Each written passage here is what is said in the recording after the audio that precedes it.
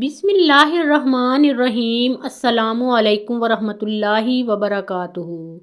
اللہ کی قسم، محمد صلی اللہ علیہ وآلہ وسلم نے جیسے ہی اس کے دروازے پر دستک دی تو وہ فوراً اس حالت میں باہر نکل آیا گویا اس کا چہرہ بالکل بے جان اور زرد ہو رہا تھا۔ محمد صلی اللہ علیہ وآلہ وسلم نے اس سے کہا کہ اس کا حق ادا کر دو۔ وہ بولا، بہت اچھا۔ یہ کہہ کر وہ اندر گیا اور اسی وقت اس کا حق ادا کر دیا۔ قریشی سردار یہ سارا واقعہ سن کر بہت حیران ہوئے۔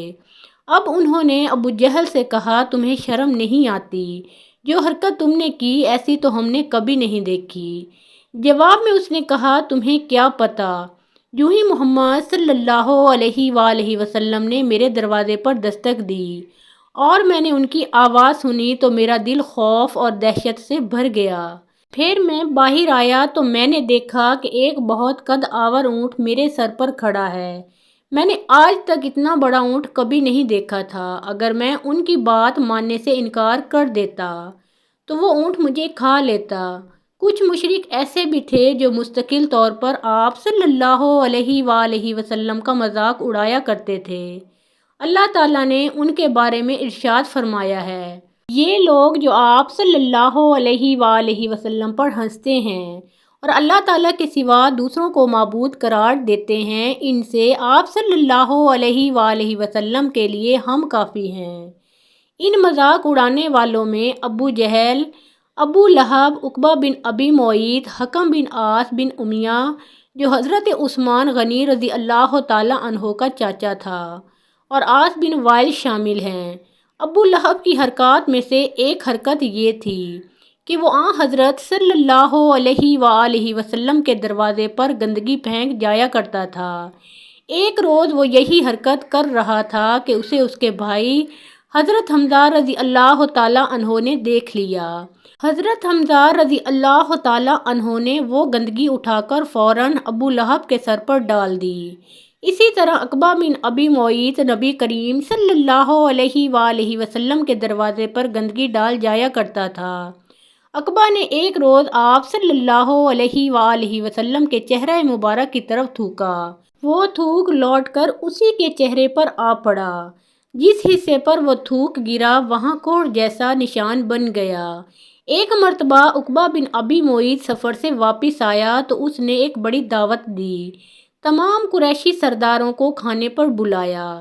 اس موقع پر اس نے حضرت صلی اللہ علیہ وآلہ وسلم کو بھی بلایا، مگر جب کھانا مہمانوں کے سامنے چنا گیا تو آپ صلی اللہ علیہ وآلہ وسلم نے کھانے سے انکار کر دیا اور فرمایا، میں اس وقت تک تمہارا کھانا نہیں کھاؤں گا جب تک کہ تم یہ نہ کہو، اللہ تعالیٰ کے سوا کوئی عبادت کے لائق نہیں۔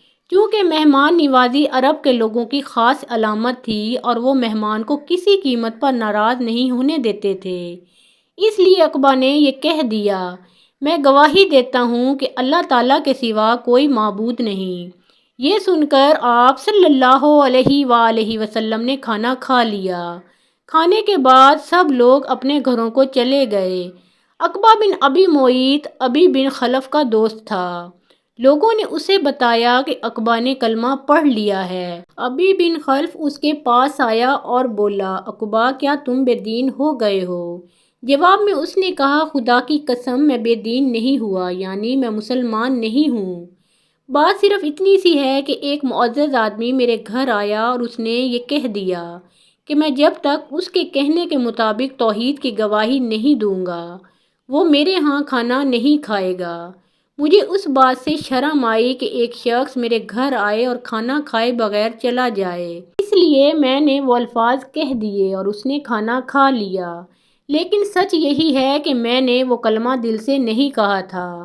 یہ بات سن کر ابی بن خلف کو اطمینان نہ ہوا۔ اس نے کہا، میں اس وقت تک نہ اپنی شکل تمہیں دکھاؤں گا اور نہ ہی تمہاری شکل دیکھوں گا جب تک کہ تم محمد صلی اللہ علیہ وآلہ وسلم کو منہ نہ چڑھاؤ، یعنی ان کے منہ پر نہ تھوکو اور ان کے منہ پر نہ مارو۔ یہ سن کر عقبہ نے کہا، یہ میرا تم سے وعدہ ہے۔ اس کے بعد جب حضور نبی کریم صلی اللہ علیہ وآلہ وسلم اس بدبخت کے سامنے آئے، اس نے آپ صلی اللہ علیہ وآلہ وسلم کو منہ چڑھایا۔ آپ صلی اللہ علیہ وآلہ وسلم کے چہرہ مبارک پر تھوکا، لیکن اس کا تھوک آپ صلی اللہ علیہ وآلہ وسلم کے چہرہ مبارک تک نہ پہنچا، بلکہ خود اس کے منہ پر آ کر گرا۔ اس نے محسوس کیا گویا آگ کا کوئی انگارہ اس کے چہرے پر آ گیا ہے۔ اس کے چہرے پر جلنے کا نشان باقی رہ گیا اور مرتے دم تک رہا۔ اسی عقبہ بن معیط کے بارے میں سورۃ فرقان کی آیت 37 نازل ہوئی، جس روز ظالم اپنے ہاتھ کاٹ کاٹ کر کھائے گا اور کہے گا، کیا ہی اچھا ہوتا میں رسول صلی اللہ علیہ وآلہ وسلم کے ساتھ دین کی راہ پر لگ جاتا۔ اس آیت کی تفسیر میں لکھا ہے، جس روز ظالم آدمی جہنم میں کوہنی تک اپنا ایک ہاتھ دانتوں سے کاٹے گا، پھر دوسرے ہاتھ کو کاٹ کر کھائے گا۔ جب دوسرا کھا چکے گا تو پہلا پھر اگ آئے گا اور وہ اس کو کاٹنے لگے گا۔ غرض اسی طرح کرتا رہے گا۔ اسی طرح حکم بن عاص بھی حضرت صلی اللہ علیہ وآلہ وسلم کے ساتھ مسخرہ پن کرتا تھا۔ ایک روز آپ صلی اللہ علیہ وآلہ وسلم چلے جا رہے تھے، یہ آپ صلی اللہ علیہ وآلہ وسلم کے پیچھے چل پڑا۔ آپ صلی اللہ علیہ وآلہ وسلم کا مذاق اڑانے کے لیے منہ اور ناک سے طرح طرح کی آوازیں نکالنے لگا۔ آپ صلی اللہ علیہ وآلہ وسلم چلتے چلتے اس کی طرف مڑے اور فرمایا، تو ایسا ہی ہو جا۔ چنانچہ اس کے بعد یہ ایسا ہی ہو گیا کہ اس کے منہ اور ناک سے ایسی ہی آوازیں نکلتی رہتی تھیں۔ 1 ماہ تک یہ بے ہوشی کی حالت میں رہا۔ اس کے بعد مرنے تک اس کے منہ اور ناک سے ایسی ہی آوازیں نکلتی رہیں۔ اسی طرح عاص بن وائل بھی آپ صلی اللہ علیہ وآلہ وسلم کا مذاق اڑایا کرتا تھا۔ وہ کہا کرتا تھا، محمد اپنے آپ کو اور اپنے ساتھیوں کو نعوذ باللہ یہ کہہ کر دھوکہ دے رہے ہیں کہ وہ مرنے کے بعد دوبارہ زندہ کیے جائیں گے۔ خدا کی قسم ہماری موت صرف زمانے کی گردش اور وقت کے گزرنے کی وجہ سے آتی ہے۔ اسی عاص بن وائل کا ایک واقعہ اور ہے۔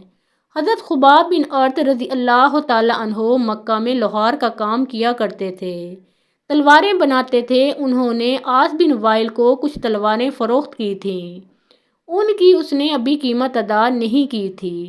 خباب بن ارت رضی اللہ تعالیٰ عنہ اس سے قیمت کا تقاضا کرنے کے لیے گئے تو اس نے کہا، خباب تم محمد صلی اللہ علیہ وآلہ وسلم کے دین پر چلتے ہو، کیا وہ یہ دعویٰ نہیں کرتے کہ جنت والوں کو سونا، چاندی، قیمتی کپڑے، خدمت گار اور اولاد مرضی کے مطابق ملے گی؟